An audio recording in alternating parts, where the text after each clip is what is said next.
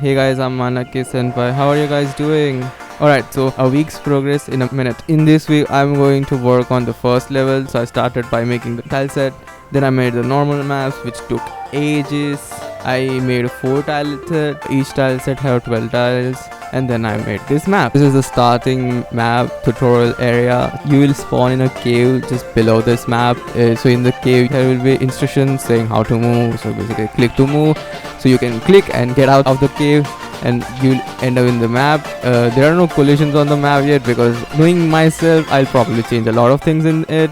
And then there will be another cave just ahead where the main tutorial will happen. I was trying to make the cave but I couldn't get the inspiration for the tile set yet, so I'm still thinking on the aesthetics of the cave, so I'll do that in the next week. So that's all for this video. If you like it, then make sure to subscribe. We are so close to 100 subs. Bye bye, see you next time.